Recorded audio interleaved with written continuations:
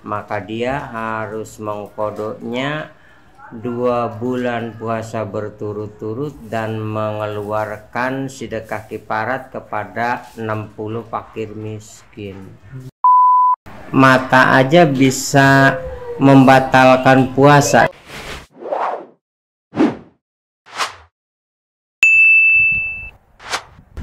Assalamualaikum warahmatullahi wabarakatuh. Waalaikumsalam warahmatullahi. Alhamdulillahirabbil alamin wa bihi nasta'in wa ala umuri dunya waddin wa ala alihi wa sahbihi ajmain, amma ba'du. Alhamdulillah, sahabat Darur Rahman Media, pada kesempatan kali ini kita sudah membersamai dengan salah satu asatiz di Pondok Pesantren Darur Rahman 2 Bogor, yaitu Ustadz atau Kiai Iin Iskandar.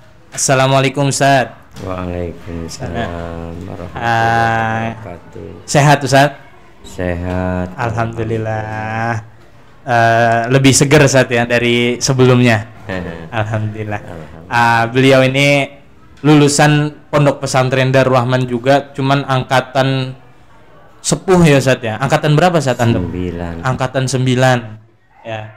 Mungkin yang pernah diajarin sama beliau, yang pernah ketemu sama beliau, mungkin dengan adanya video ini bisa melepas kerinduannya Ustadz ya, walaupun cuman sekedar online ya Ustadz. Iya. Alhamdulillah kita sekarang sudah membersamai dengan Kiai Iin untuk mengadakan Darur Rahman Talk Show Ustadz namanya. Jadi kita sekarang itu membahas tentang problematika atau peristiwa-peristiwa yang sedang terjadi pada bulan suci Ramadan. Ya, karena sekarang spesial Ramadan, jadi kita membahas tentang sesuatu yang ada di bulan Ramadan. Sekarang ini kita sudah memasuki bulan Ramadan seminggu atau 2 minggu, hampir 2 minggu lah ya Ustadz ya. Hampir 2 minggu kita sudah menjalankan ibadah puasa Ramadan. Nah, di dalam puasa Ramadan itu kan kita diwajibkan berpuasa ya Ustadz ya. Wajib bagi seorang muslim. Iya. Tapi masih banyak yang bertanya-tanya tentang kaidah puasa, ya, tentang khususnya hal-hal yang membatalkan puasa nih Ustaz.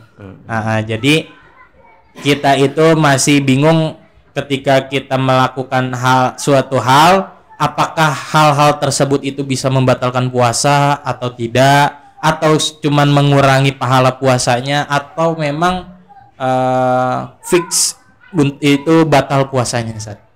Nah, saya sekarang ingin bertanya kepada Ustadz tentang yang pertama itu hal-hal yang membatalkan puasanya dulu Ustadz.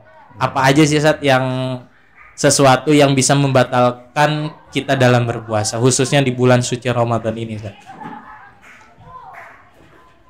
Assalamualaikum warahmatullahi wabarakatuh. Waalaikumsalam warahmatullahi wabarakatuh. Yang membatalkan puasa yang sudah jelas itu makan minum ya. Makan minum Ustadz. Iya pasti itu Ustadz. Yang sudah jelas. Itu.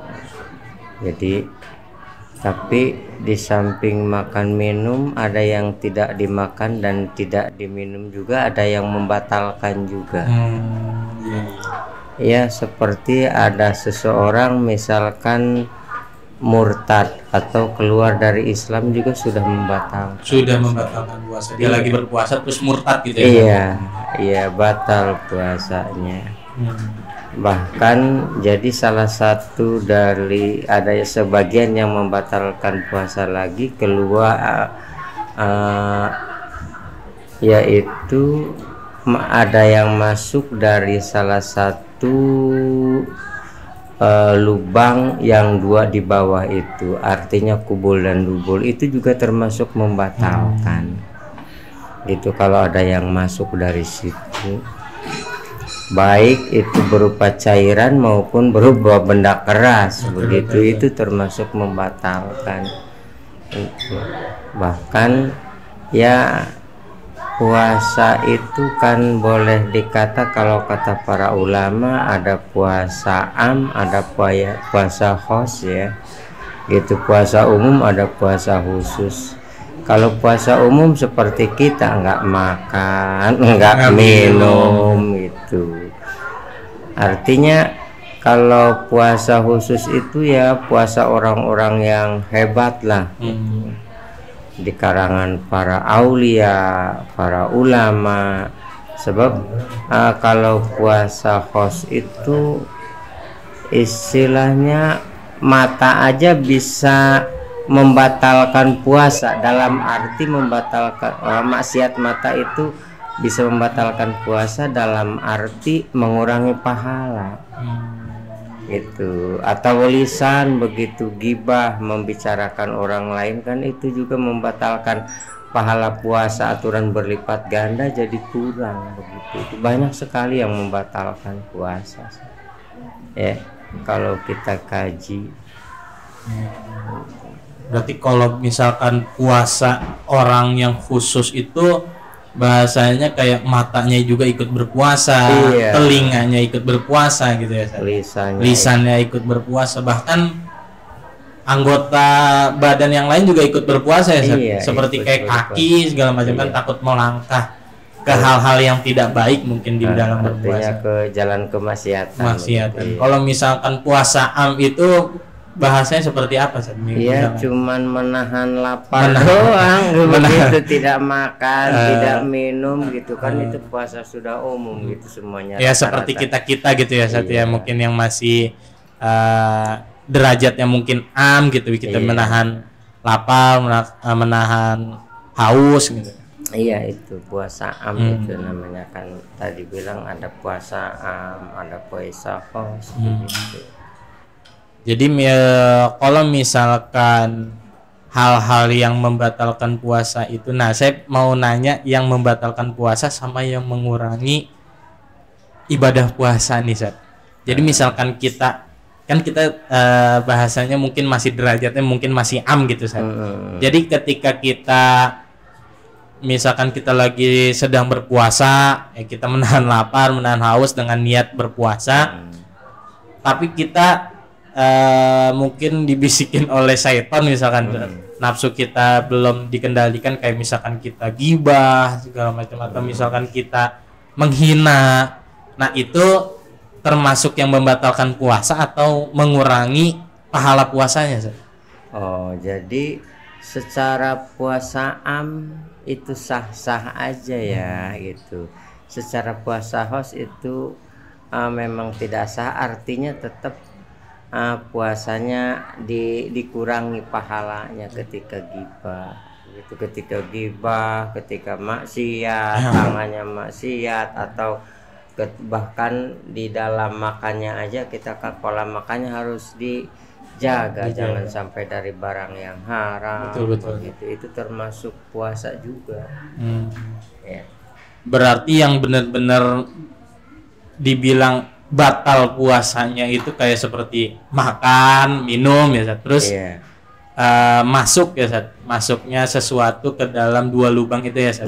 Kubul dan lubang itu yang benar-benar bisa dikatakan membatalkan puasa.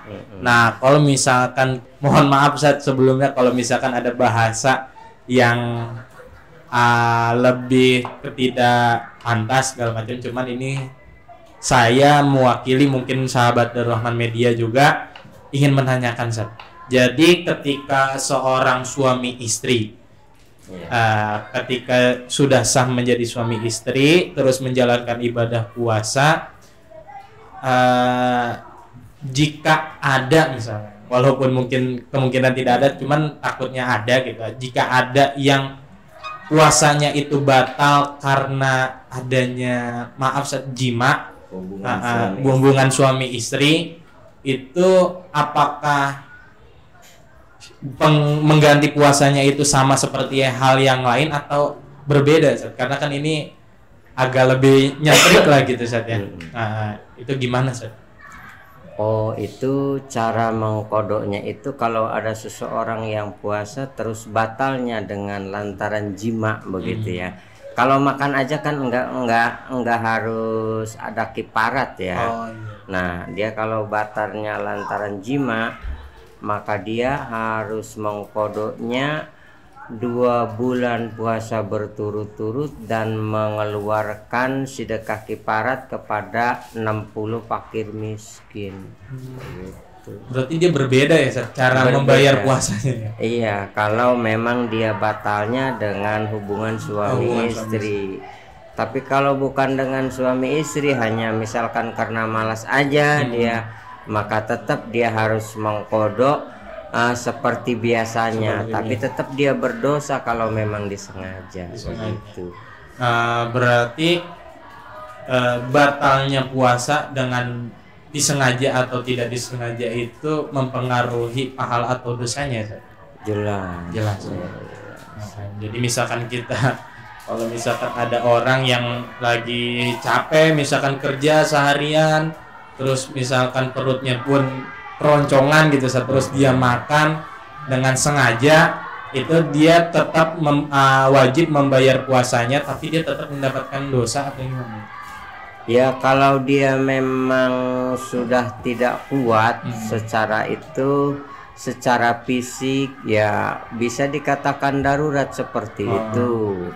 Maka dia boleh tidak puasa, diibaratkan seperti orang yang sakit itu ya. Kan seperti orang yang sakit boleh enggak puasa karena dia sakit. Itu. Jadi kalau dia sakit enggak puasa, boleh dia enggak puasa tuh ya, boleh dia enggak puasa. Tapi di lain waktu ketika dia sudah bukan bulan puasa, maka dia harus qodho. Dia harus mengqodho ya. Bahkan ada yang boleh enggak puasa seperti Saihun Harimun itu, seperti kakek-kakek yang udah enggak kuat, dia puasa ya udah enggak bisa diatur sama keluarganya, dia enggak puasa, maka tetap ketika dia enggak puasa, di antara salah satu keluarganya harus memperhatikan dari ketidakpuasanya itu, maka harus mengeluarkan fidyah. Bahkan yang tidak puasa bukan hanya yang itu aja, saat orang yang hamil juga boleh tidak puasa. Terus orang yang sedang menyusui boleh tidak puasa ketika ada kekhawatiran. Misalkan orang yang hamil khawatir kalau dia puasa janinnya itu akan lemah atau akan menjadi rusak di cabang bayinya itu, atau akan menimbulkan kematian, pokoknya yang menimbulkan madorat ke janinnya itu, boleh dia buka puasa di situ. Cuman ketika dia buka puasa waktu itu nanti dia harus mengeluarkan fidyah, yaitu 1 mud. Artinya 1 mud itu 1 liter kurang kepada yang berhak menerimanya, dikasihkannya misalkan ke fakir atau ke orang yang miskin. Berarti kayak misalkan orang-orang yang darurat seperti yang tadi Ustadz sebutkan, itu dia boleh bahasanya membatalkan puasanya gitu ya Ustadz ya. Maksudnya atau mungkin tidak berpuasa, tapi dengan syarat dia membayar fidyah Ustadz. Nah, kalau yang membayar fidyah itu 1, yang tidak puasa itu 1 orang yang hamil, 2 orang yang sedang menyusui, 3 seperti Saihun Harimun, kakek-kakek atau nenek-nenek yang sudah pikun. Tapi kalau yang hamil, kalau yang sedang menyusui, nanti ketika sudah bukan bulan puasa, dia sudah tidak menyusui, sudah sehat, maka dia harus qodho. Tetap qodho ya. Adapun kakek-kakek, dia tidak ada wajib qodho, dia hanya wajib fidyah. Gitu. Ya, tuh.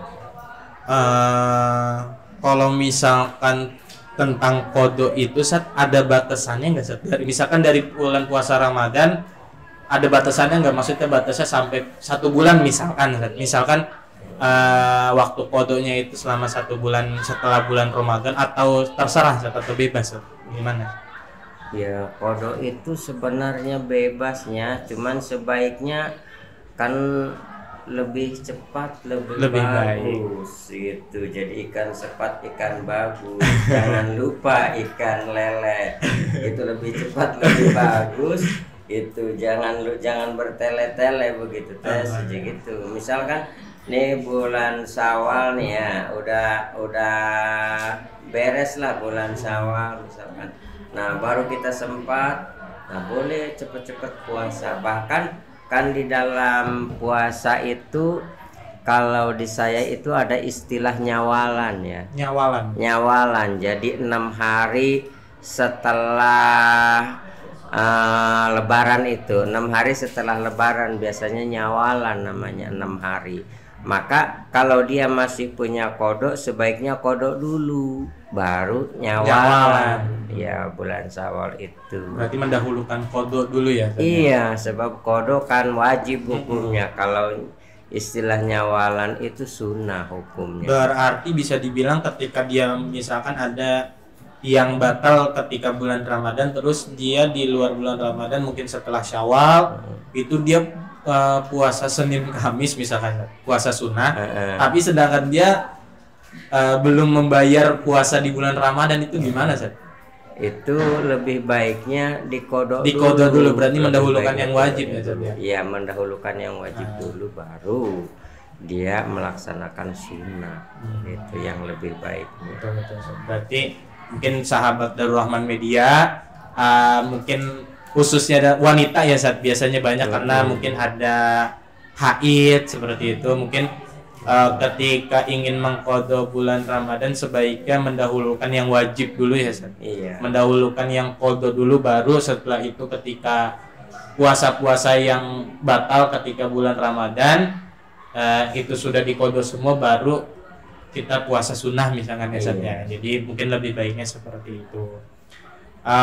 Mungkin satu lagi nih Seth, saya mau nanya tentang yang membatalkan puasa. Ini saya juga penasaran gitu, karena banyak ketika kecil itu saya sering diingatkan oleh orang tua misalkan atau orang-orang sekitar, atau mungkin ada yang di zaman kecilnya pun nggak asing dengan kalimat ini, kayak maaf Seth sebelumnya, kayak kentut di dalam air itu membatalkan puasa ya Seth. Iya. Karena dia ada yang masuk ke dalam satu lubang. Iya. Berarti itu benar membatalkan puasa. Iya, membatalkan puasa. Jangankan kentut, kita berak aja, itu buang air besar. Kalau kita di dalam air kan membatalkan puasa itu. Makanya seharusnya jangan dimasukkan itu. Jadi kita ikhtiyat lah, jangan ketika buang air besar atau BAB kita jangan di air yang di sungai misalnya. Di sungai begitu, jangan. Karena takut ada air yang masuk. Iya, ya? Ada takut yang air yang masuk, sekalipun ada yang misalkan berdasarkan tajribah mereka seperti mereka meniup balon ditiupkan begitu ya. Tapi air ketika ditiupkan ke dalam airnya enggak masuk airnya ke dalam balon itu.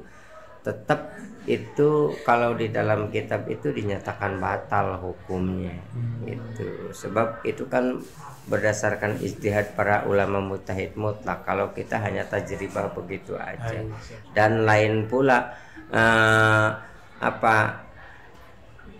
situasi balon dengan keadaan kubul dubur itu lain. Itu keadaannya. Makanya para ulama supaya menghindari untuk buang air besar itu supaya jangan ngelam begitu ya, tenggelam begitu. Jangan sampai masuk ke dalam air lagi. Iya, jangan sampai seperti itu. Kalau di kampung-kampung kan biasanya kalau dulu itu ya sambil masuk ke dalam air begitu. Berarti kayak berenang juga itu dihindari ya kan?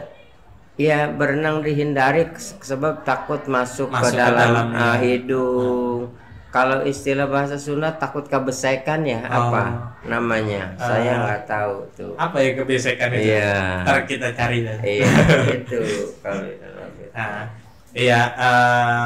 berarti intinya itu yang membatalkan puasa itu Yang pertama itu kan makan ya, saya makan, minum, terus masuknya sesuatu ke dalam 2 lubang itu ya, iya. Terus ada lagi hilangnya akal, iya. Terus menstruasi atau nifas ya, nifas termasuk istihadah, itu membatalkan puasa.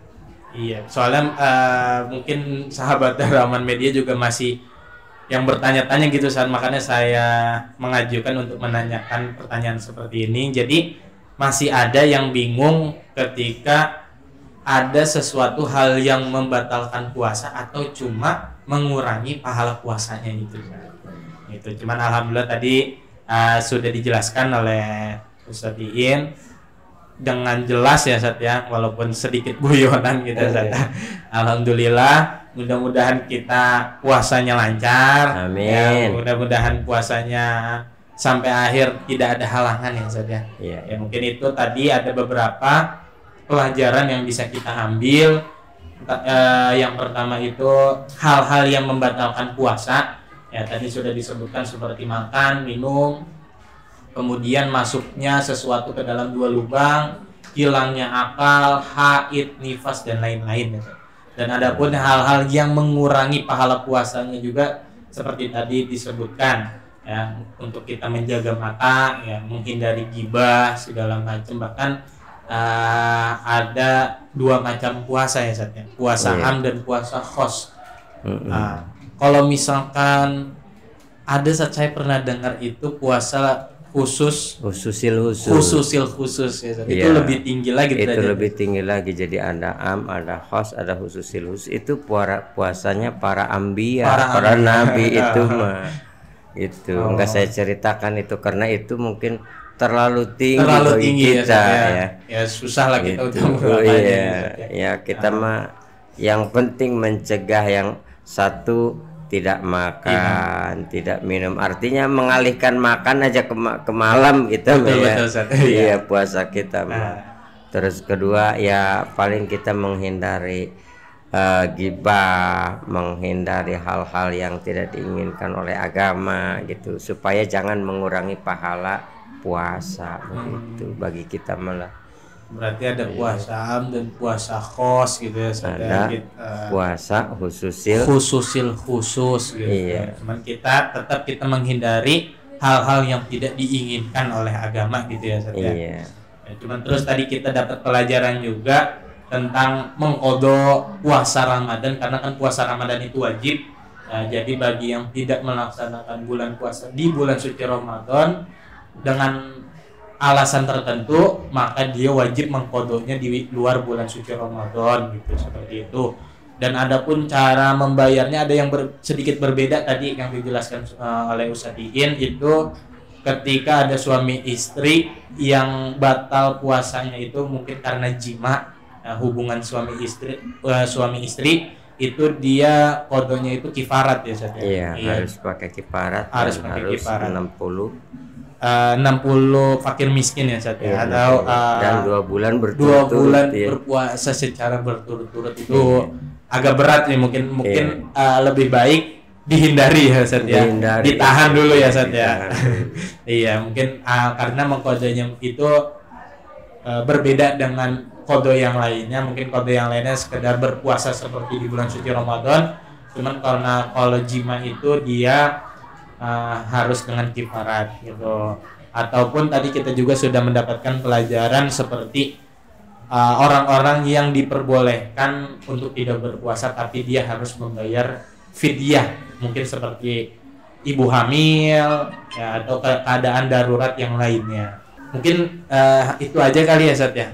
Pada pertemuan kali ini alhamdulillah kita sudah mendapatkan banyak pelajaran, wawasan yang tadinya kita masih bingung.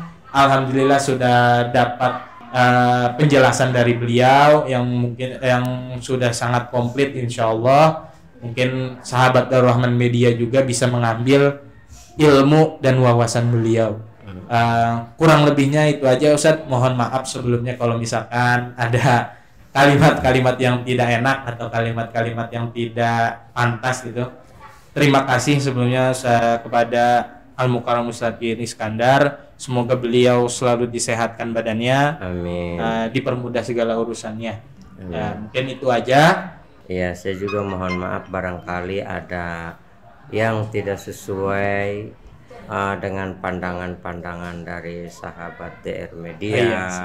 Udah sebab mungkin ada banyak versi, banyak pendapat. Yuk kita ralat lagi. Mudah-mudahan bisa memaafkan atas kehilapan saya. Jadi saya suka ingat apa yang dikatakan oleh guru-guru kita, khud masofa wada makadar, ambillah yang baik-baiknya. Jadi tinggalkan yang jeleknya, tapi bukan berarti pulang dari masjid mengambil senal yang baiknya, yang jeleknya punya yang jeleknya ditinggalin. Tapi ini mah barangkali ada salah-salah kata, salah-salah penyampaian hukum. Saya mohon maaf ya kepada sahabat DR Media. Mudah-mudahan kita acara ini bisa menjadi solusi untuk menuju kebaikan. Amin. Dari saya juga sekian saja. Terima kasih kepada Mukarram Ustadz Iskandar. Semoga kita sebagai pendengar, ya, khususnya sahabat Darrahman Media, bisa mengambil hikmah-hikmah dari apa yang beliau terangkan dari tadi ini. Ya, mungkin itu aja, cukup sekian. Assalamualaikum warahmatullahi wabarakatuh.